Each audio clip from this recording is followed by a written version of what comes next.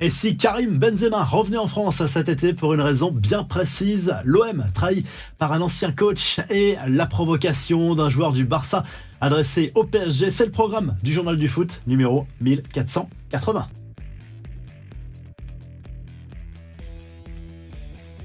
Karim Benzema lance une opération séduction totalement inattendue. Selon les informations de la chaîne L'Équipe, l'attaquant d'Al Ittihad serait clairement tenté par l'idée de disputer les Jeux Olympiques avec l'équipe de France cet été à Paris. Cette option est possible puisque Thierry Henry peut faire appel à 3 joueurs de plus de 23 ans pour renforcer l'équipe espoir. Pour le moment, rien n'a été proposé à Benzema. C'est ce que révèle l'attaquant d'Al Ittihad à la chaîne L'Équipe. Affaire à suivre donc. Mais en tout cas, c'est la première fois que le nom de Benzema sort du chapeau pour intégrer éventuellement la sélection olympique de foot. Les infos en bref avec Igor Tudor qui veut faire son marché à Marseille.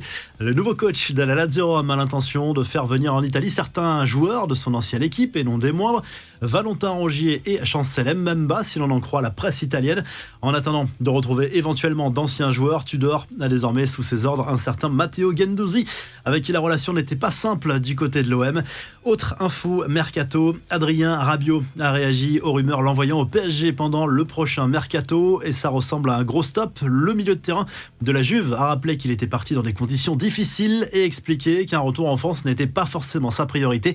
À 3 semaines du 8e de finale aller de Ligue des Champions entre le Barça et le PSG, les Catalans font déjà monter la sauce à la question quel but vous rêvez de marquer en fin de saison. Lamine Yamal a répondu lors du match retour face au PSG, celui de la victoire a lâché la pépite Blaugrana. Au moment du tirage au sort déjà, le Barça avait lancé les hostilités en publiant une photo de Messi et Neymar lors de la remontada. En Allemagne, le sujet qui fâche, c'est le 2e maillot de la sélection allemande, le nouveau pour l'Euro 2024. Si la tunique domicile reste dans le traditionnel, le 2e maillot rose et violet provoque de vives réactions outre-Rhin. Et pour Bild, carrément, le rose n'est pas une couleur pour le foot. Du nouveau concernant la future compétition lancée par Gérard Piqué avec Neymar et Ibrahimovic à la baguette pour la promo. La première édition de la Kings World Cup, un tournoi de foot international à 7 contre 7 avec des règles spécifiques qui se déroulera au Mexique du 26 mai au 9 juin prochain. 32 équipes vont s'affronter pour tenter d'empocher un très gros chèque en direct sur Twitch. Et enfin, les filles du PSG jouent en C1 ce mercredi soir, quart de finale aller de la Champions League sur le terrain du BK Häcken en Suède. Coup d'envoi à 18h45. Hier soir, les Lyonnaises sont allées gagner sur la pelouse du Benfica Lisbonne 2-1. La revue de presse, appelez-le le patron Didier Deschamps va diriger son 150e match en tant que sélectionneur de l'équipe de France ce samedi contre l'Allemagne en amical, match de préparation pour l'Euro 2024 et le sélectionneur tricolore n'a jamais eu autant de pouvoir sur le banc au sein de la fédération, comme le prouve sa récente passe d'armes avec le directeur technique national à propos des pénaltys du côté de l'Espagne.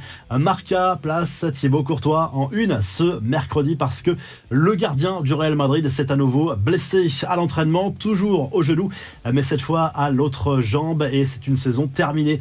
Saison blanche pour l'international belge. Du côté de l'Italie, la Gazette dello Sport exige la vérité dans l'affaire entre Juan Jesus et Acerbi, le joueur du Napoli qui accuse le défenseur de l'Inter d'insultes racistes lors du match entre les deux équipes dimanche soir en Serie A. D'ailleurs, la Ligue italienne vient de lancer une enquête beaucoup plus approfondie. Si le Journal du Foot vous a plu, on n'oublie pas de liker et de s'abonner. Et on se retrouve très rapidement pour un nouveau Journal du Foot. Salut!